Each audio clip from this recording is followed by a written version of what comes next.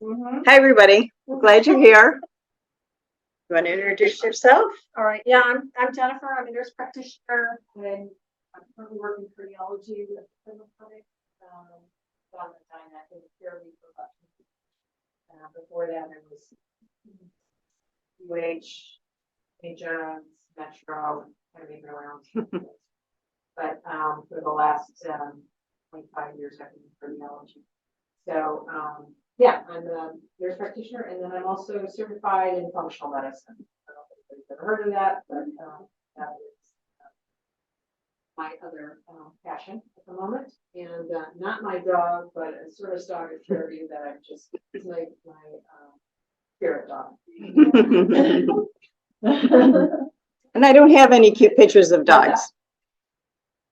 So quickly, functional medicine is so where conventional medicine says you have these symptoms, and so this is how we treat it. Functional medicine says, how did you get it in the first place? And let's, from a biological standpoint, look to the root cause of what's causing it, and let's see if we can fix it from that standpoint. So it's a lot of lifestyle type of medicine.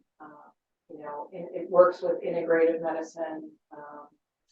They interact a lot, but yeah, this clinic has a center for functional medicine down at main campus, and then there's various practitioners out and about. Good. Yeah. Hi, I'm Trisha. I am a certified health and wellness coach as well as a registered yoga teacher. And the reason I do this kind of outreach and discussion with people is and became a health and wellness coach is during COVID.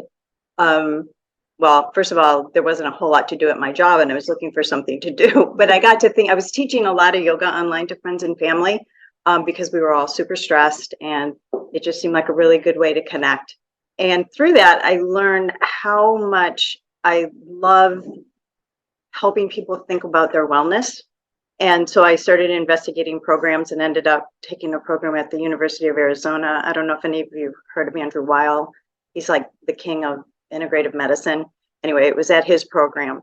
And so it was just, it just was the right thing at the right time for me because it felt like the problems of the world were so huge. And I was getting personally so overwhelmed by everything that was going on that it occurred to me that really the only way or one of the best ways to make the world a better place is to help each and every person become their very best self. And that sounds easy, but we all know that that's sort of challenging. And oftentimes, you need help. You need someone to talk with and to go through, not so much that it's counseling, but it's really stepping back and looking at the lay of your life and deciding what it is you really want. And so that's really what coach is about. And that's how I got into it. So we're here to talk about stress and heart health. Stress is not just stress. How many times have you heard someone say, oh, a terrible headache, it's just stress? Well, it's more than that. And it's not something to be taken lightly either. We need to pay attention to this. So is there anybody in the room who's never had any stress? Probably not. It's something we live with and it's something that's pervasive in our life. Oops, yep, I got to admit somebody. There we go. But it's a really normal reaction to life and to things. And it gets a bad rap, like all stress is bad. That's not true. Some stress is good. So it's a normal reaction of the body due to changes, responding to things, adapting to things, moving on, trying to figure things out is all a version of stress. And it's physical, emotional, and intellectual responses. So this is a graph of stress. When it's high, it's just stress. When our stress is really low, it's eustress. Is that how you pronounce it? Absence of stress. Absence of stress, which isn't necessarily a good thing either. It could make us feel really depressed or lackadaisical or completely unmotivated. And so what we try to work for is we try to hit this middle thing where our stress levels are bringing us to action, but not making us crazy and harming our health. So some kinds of healthy stress, or if you have a deadline, you're motivated to get something done and you want to get it done well. That's a level of stress in your body, but it's a positive stress. Exercise is the same thing. Now you can overdo it, if you're running 100 miles, then, that might not be good stress, but if you're training for something, that's a good kind of stress to put on your body. Ice baths. I don't know if anybody has heard, seen the ice plunges, and there's company like businesses you can go to and do an ice plunge. It's a really good kind of stress for your body, as is a sauna. So there is some kind of healthy stress. And as we all know, there's unhealthy stress. And what the unhealthy stress does is when it becomes chronic, it compromises our immune system. It wears us down. Our body, like before I said, there's a physical, mental, and an emotional response to stress. It's the physical response, which to say we can't control it is inaccurate, because we can, and we'll get into that a little bit later. But that's the one that kind of just happens to us, and it wears us down. And if it goes on too long, it becomes debilitating. And then it's a foundation for some very, very serious medical issues. And so we want to be aware of the stress in our body and how to manage that. And so Jen is now going to talk about the biology of stress. So, in cardiology, or in anybody, I get a lot of patients who, come in and say, well, I don't know if I'm having cardiac issues. I think it's just stress. So to hit back on that point of Trisha's, it's stress that's causing a problem. Stress is sort of it's not the thing, it's a symptom, right? It's a side effect of something else that's happening, what we're calling that. So if we think about the biology of it, so we have our stress hormones. Cortisol and adrenaline are stress hormones. We need them. We need them for our immune system, to make our immune system work correctly. You have an infection or you've had surgery, you need to have an immune system that's going to handle that. And your cortisol and adrenaline play a key role in that to make sure that you are ready to handle what you have to go through, right? So if it were, a chronic, elevation of cortisol, you're just chronically stressed, then that's when the problem comes. From an ancestral perspective, we have cortisol. We needed that and adrenaline for when the saber-toothed tiger was chasing humans, right? So we needed that energy to get us going and keep us moving, right? But if that saber-toothed tiger never stops chasing you, then pretty soon your cortisol wears out, right? It just, you start to deplete in it. And then, then you have a poor immune system and everything else. It raises your blood pressure, right? So if we know that you're stressed, your blood pressure is going to go up. That's going to happen, right? And that's why it goes up, because you've got the catecholamine surge of the cortisol and the adrenaline pushing it up. You develop insulin resistance, right? So insulin resistance is sort of our bad player. This is where the insulin shoots up in response to your cortisol. But if it keeps shooting up, like you keep eating it, you have a cupcake, and then you have a piece of cake, then you have cheesecake, and then you have something else, you are making your body secrete the insulin over and over and over again. And pretty soon the insulin wears out and you become insulin resistant. And then that leads to diabetes. The vessels become very pliable. So our vessels are supposed to have, and I have a couple of graphs, our vessels are supposed to be able to expand and contract with whatever's happening in our body. So if we're stressed and we're beating a little bit faster, our vessels need to be able to handle that. If we're relaxed, then they don't need to work so hard. But they need to be like lycra spandex and be able to handle whatever is happening, right? And then what happens is there's a lining in those vessels, and I'll show you what that looks like. And under periods of inflammation, so cortisol and adrenaline that's going on and on and on and on, chronic stress causes channels in that endothelium, or the lining of the vessel, to be open. And so then toxins that are in our blood, or the small particles of LDL, can get in, they oxidize, and they set up plaque. And that's how coronary artery disease actually happens. That's the plaque development. So we have what we call recognized and unrecognized stress, right? So we're late for work, we're going to get stressed. We have a deadline, traffic. Unhealthy or difficult relationships can cause stress, whether you realize it or not. The pandemic, I think we're realizing that this caused a level of stress in almost all humans and animals and the globe that is, now we're seeing the effects of it. That it is, it's created a lot of inflammation, over time. And so I don't think we realized just how much stress the world was having. We can move that. Just move the table. Yeah. We're very informal here. Not to worry. Yeah. Yeah, absolutely. Yeah. Grief. Sometimes we don't realize that grief is actually a stress on the body. All of the emotions and the feelings and all that. Physical illness obviously can be a stress on the body. And then internal angst. You're worrying about something. All of that can become stress. And then worry. And then lots of other things. I'm sure you could come up with ideas of what can also cause stress.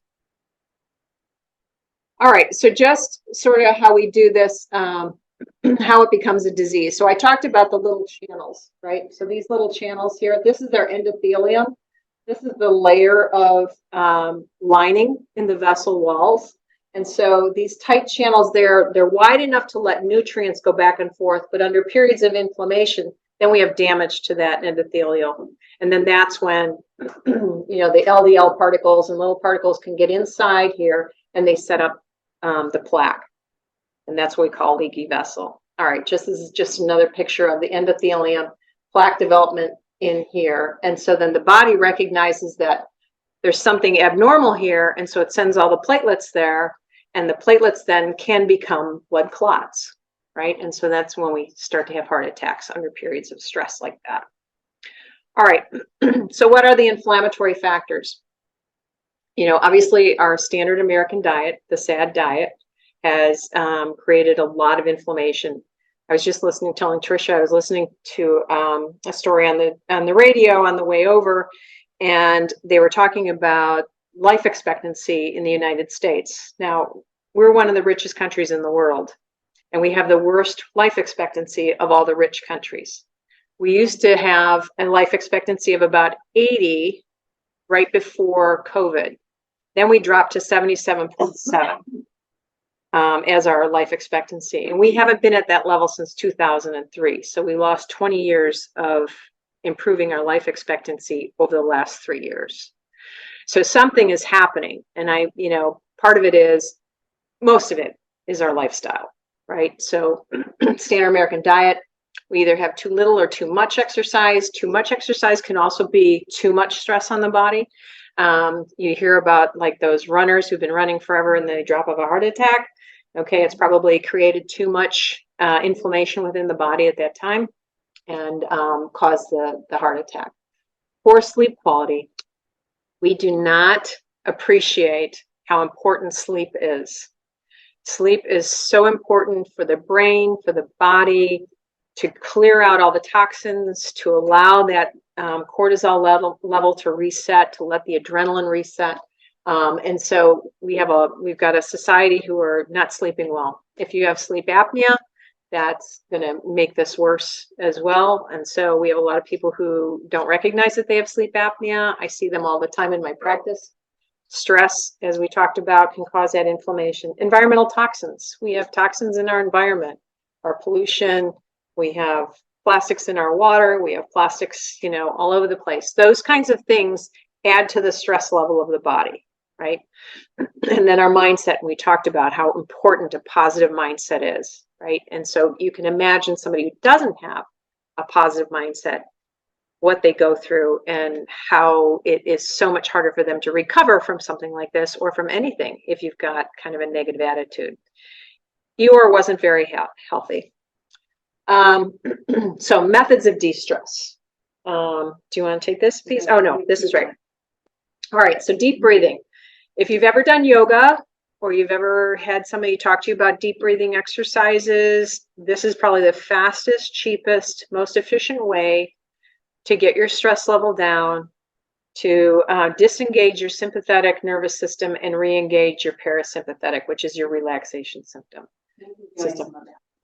Yeah. So so we'll go through that. Heart math is kind of taking deep breathing one step further. So we know that through research that there is a time interval between each one of your heartbeats, and it's actually smaller than you can even imagine. It's in milliseconds. And when your heart and your brain are not in coherence, like you're stressed out, your heart is going, there's a measure of coherence and it's really erratic when you're stressed. But if you, with the breathing and positive mindset, you can actually put that coherence back in so that your heart and brain are actually in sync with one another. And that can bring blood pressure down. It can bring heart rate down. It can reduce your stress. Tapping is another, has anybody heard of tapping? So that's where we use pressure points on your, head and neck. And that it's, I think the way it really works is that it takes you out of your mind, out of your thoughts, and has you focus on something else. So it's, tapping at certain places in your face and your clavicles. And you do that with, again, your mindset is you're thinking of something of gratitude, something you're thankful for, and kind of getting away from that sympathetic and getting into the relaxation mode. Meditation, obviously meditation is going to help. Vagal nerve exercises, we'll talk about that in a second. And then there's apps on your phone, Calm, Balance. Cleveland Clinic has a free one. It's called Stress Free Now. And so it's actually not a bad one. It's mindfulness and meditative type things. This is heart rate. We talked about the heart math. If there's an app, Inner Balance. Anyway, I don't need to belabor that, but it's very, very helpful. And this is what the wavelengths look like. So this is a heart and brain in coherence. This is a heart and brain not in coherence. And so is that. So, yeah, sure, absolutely.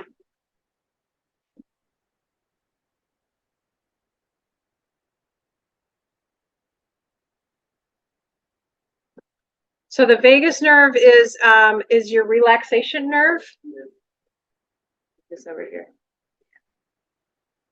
All right. I know you're over there. Okay, good. So the vagus nerve is your relaxation nerve. So in your autonomic nervous system, you have a sympathetic and parasympathetic, but the vagus nerve is your nerve of relaxation. It connects your gut to your brain and your heart, right? So they are all connected. So when you feel your gut tighten up when you're under stress, it's because your vagus nerve is tightening up, right? It's called your cranial nerve 10. It controls digestion, your heart rate, blood pressure, and your immune system. So it's a really important nerve, and we don't really pay much attention to it. This is just a graphic of it. So where the parasympathetic is relaxing things, the sympathetic is stressing things. So sympathetic makes your heart rate go up. Parasympathetic makes it go down. Sympathetic makes your blood pressure go up. Parasympathetic makes it go down. So we have that balance purposefully, so that we can get ourselves out of that fight or flight and into a relaxation. The vagus nerve exercises, loud gargling, singing exercises your vagus nerve. You want that tone to be really good so that when you do have stress, it can handle it. Your body can handle it. Okay. High fiber diets, the cold water immersion or a face bath, like the cold plunge, it activates that vagus nerve. Foot massage. Who cannot do without a foot massage? So stress leads to inflammation, which leads to heart disease and all those other kind of chronic illnesses we talked about. All right, so Trisha's going to take it from here. Just a reminder of the things that there are. Yeah. We talked about these things as a reminder of how to start to kind of take control of our emotions so we can then activate the parasympathetic nerve system. You may have heard it. That's called the rest and digest, where the sympathetic is the fight or flight. Again, you may hear references to that, but it's trying to balance those two. So the question is, how do we get to a calmer state? Does it happen by magic? No, we have to be pretty intentional about it in most times. So the first step is to be aware of it. You're in traffic. Who hasn't been in a miserable traffic like this? And you just, how can you not be stressed? reaches a point, and sometimes I get carried away with it. Sometimes I'm like, getting mad about this doesn't make this any better, but yet I'm sitting there getting mad about this. So the very first thing to do is become aware of what you're feeling without judgment, without saying, oh, I shouldn't be mad about this, or I shouldn't be stressed about this. Like, no, I recognize I'm feeling stressed. My heart's pounding. Maybe your palms are getting sweaty. Maybe you're clenching your jaw. Just that moment of awareness is like, gets you 90% of the way there. Because once you're aware of it, you can then look at it objectively and not get caught up in the shoulds and I shouldn't and all that. So awareness is really, really key. And then once you're aware of it, go inward and be self-compassionate about it. Thinking it's okay. You know what? Yep, this is an irritating situation, or that person shouldn't have said that to me. But the self-compassion is a really, really important part of it. And I think we skip over that a lot, especially if we're caretakers. It's we were always being compassionate to the person we're taking care of. But we need to really look at the way we talk to ourselves. Sometimes I'll check myself. If I'll say something to myself, I'm like, all right, would I ever say that to a friend? And if the answer is no, then I have no business saying that to myself. I mean, it's not kind. So if we could be kind to ourselves and compassionate to ourselves, that lowers the stress level, and it kicks in the parasympathetic nervous system as well. And then the third step is resonate. So when you hear a bell ring, you feel that vibration, right? So let the self-compassion resonate within your body. Feel where it goes. Feel how it calms you. And sometimes you may not be in the mood for it. So sometimes you might be so mad. If you just get to awareness, that's good enough. But those times that you can sit with something and resonate, because what resonate allows you to do is then connect to the larger world of like, I'm not the only one who made that mistake, or I'm not the only one that gets irritated in a situation like that. So it is part of self-compassion, but it also is connecting you to the larger world. And this is a summary from the University of Utah, which puts all three of these together. Is the awareness is the mindfulness, being aware of the physical, the emotional, the mental irritation and pain of the moment. Just be aware. And this takes practice. It seems like it would be such an easy thing to do. Like, yeah, I'm mad right now. I mean, there are many times it's hard to put a name. It's hard to name what it is you're feeling. And so if you just spend some time with that and just give it a name, it takes the fangs out of it, really. It makes it more understandable. And then treating yourself with kindness and considering, what is it I need right now? If you're sitting at the hospital and you're waiting for a report to come back, or it's too noisy or whatever, I'm thinking of the caretakers of the transplant patients, sitting there, and how many opportunities during the course of the day for a situation to be stressful without even being aware of it. By the end of the day, it's like, but if you take them bit by bit by bit and treat yourself with self-kindness, go, you know what? It is so noisy in this hallway right now. I'm going to go find a place quiet. Whatever it is you need, just do that for yourself. And then recognizing that this is all part of being human, right? No one said that every day is going to be great and we're not going to have any stress. I mean, like we opened up with, we do need some stress in our life. We need some stress to keep us motivated, but it's balancing it and knowing when too much is too much. So where do you start? Look at this beautiful forest. How do you start? You just choose one thing. And this is just a suggestion. It's probably different for different people, but I find this really helpful. Just choose one thing. So pick something that you're doing already. Maybe you've decided to drink another glass of water during the day. Maybe you've decided to turn the TV off 15 minutes before bed. Maybe you've picked one thing that you're already doing. That's great. Just do it a little bit more. Because what we're trying to do is build momentum here of the self-compassion and of this awareness. Or sometimes it's cutting back on something that you're doing just a little bit. Maybe you don't need that extra Diet Coke, because deep down it's not very good for you. And if you can 2 days a week just not do it, that is a step in the right direction. It is really just about building the momentum toward self-care. Not doing it all at once, not going on crazy, decision making diets and things like that. Just one thing at a time. And then when you're feeling really stuck, give yourself some time to think about a time where you got through something really tough and pick it apart and go, how did I do that? What are the traits that I tapped into that allowed me to deal with this in a way that got me through it? And then that can go a long way to reducing stress when you realize you've been through some tough stuff already. So essentially, being calm and peaceful leads to a healthy heart. It's reducing the inflammation. It's activating our parasympathetic nervous system. And there are ways we can do this, and we're going to do some breathing right now. Oh yeah, I forgot about this quote. I love this quote.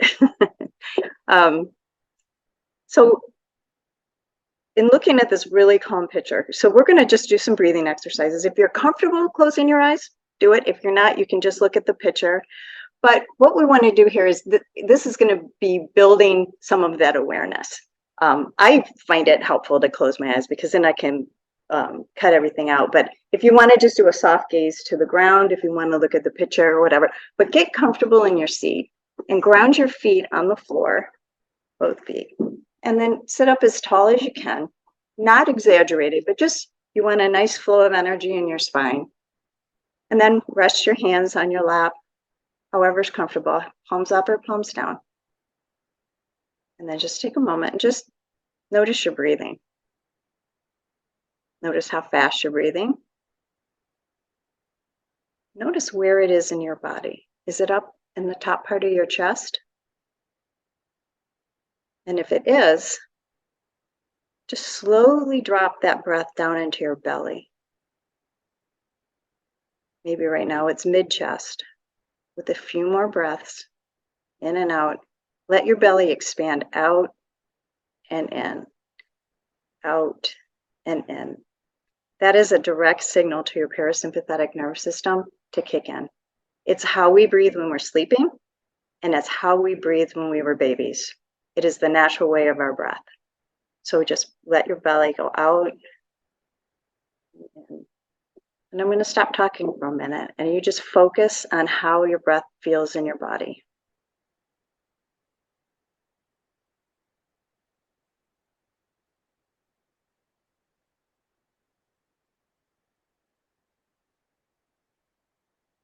See if you can slow it down a little bit.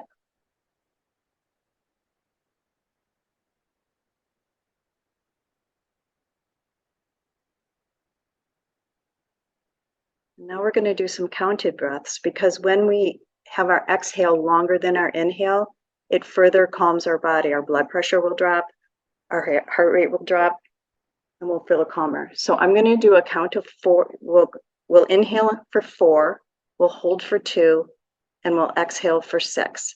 And I'll do the first couple counts, and then you can do it on your own. So ready to inhale, 1, 2, 3, 4, hold, 2, exhale, 1, 2, 3, 4, 5, 6.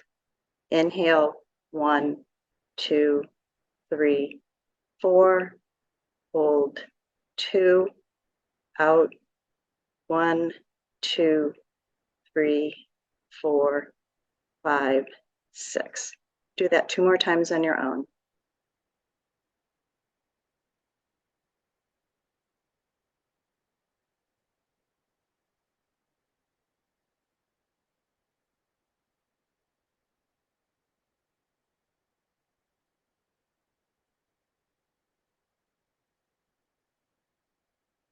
And when you're done, just slowly open your eyes.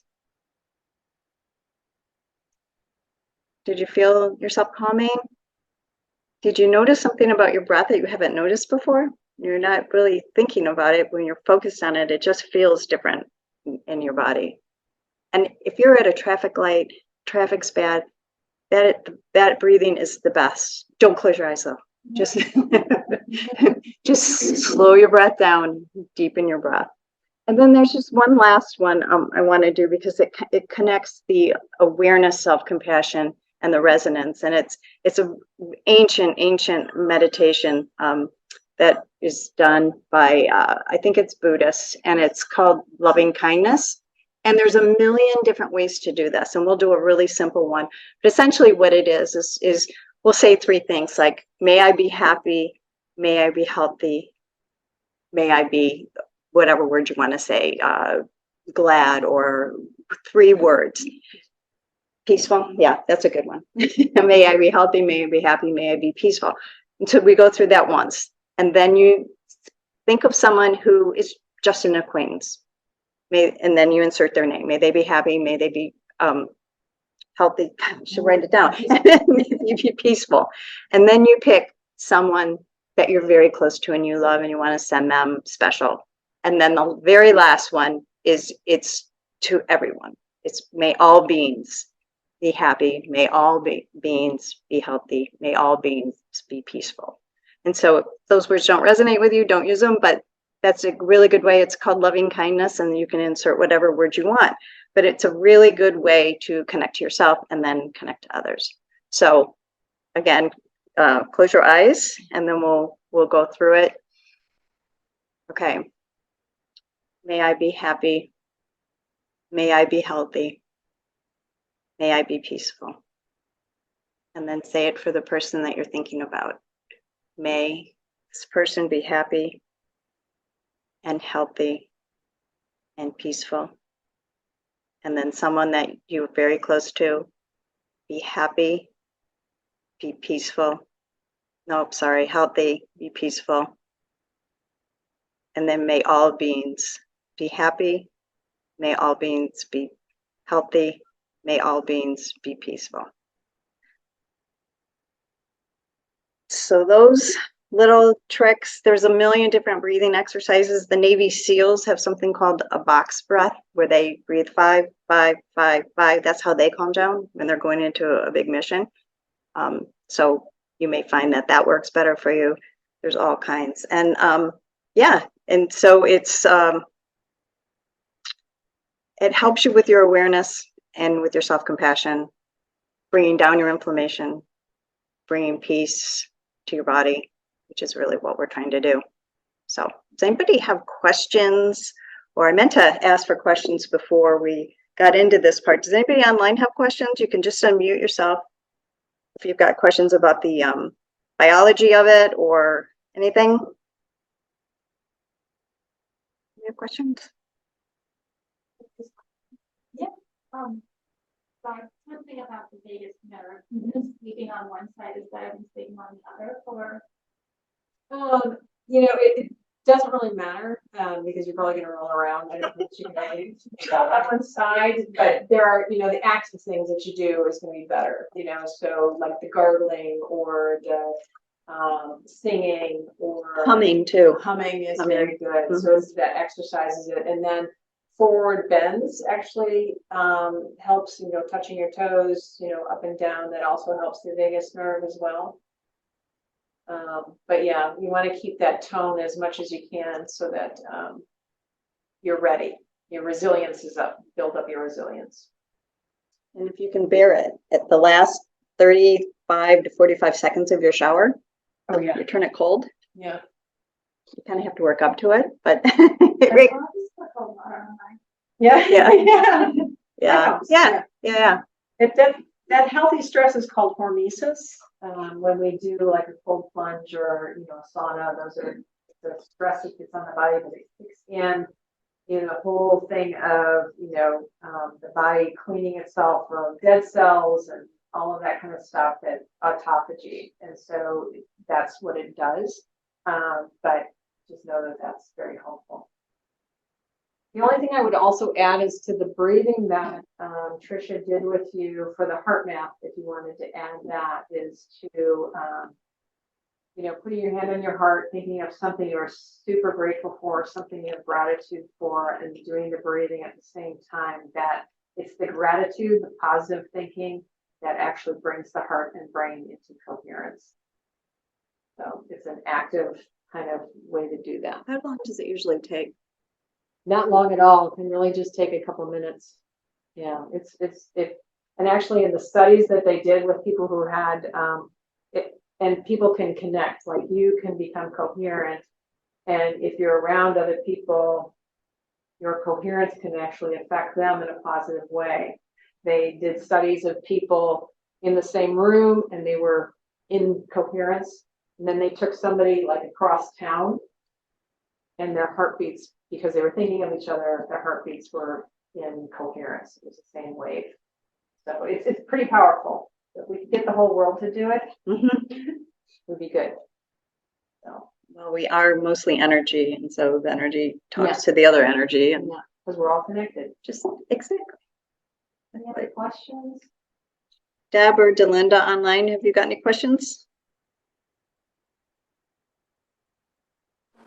Nope, I'm good. Okay, I'm good as well. all right. Didn't want you to think we forgot about you because we didn't.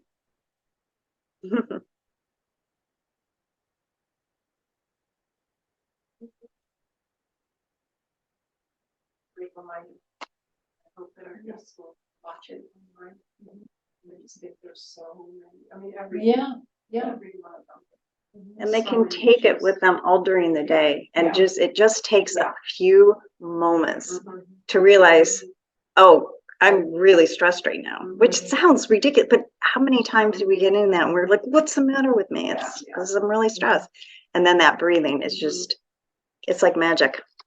And it takes practice, but it's, And it's actually a form of meditation. So a lot of people will say, oh, I can't meditate.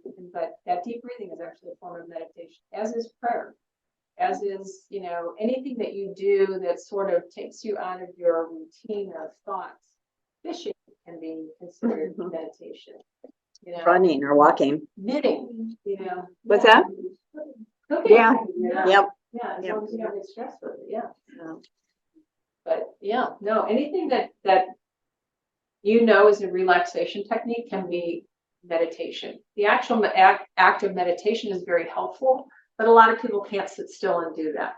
So even walking, if you have never tried a labyrinth, has anybody tried a labyrinth? You know what a labyrinth is? Yeah.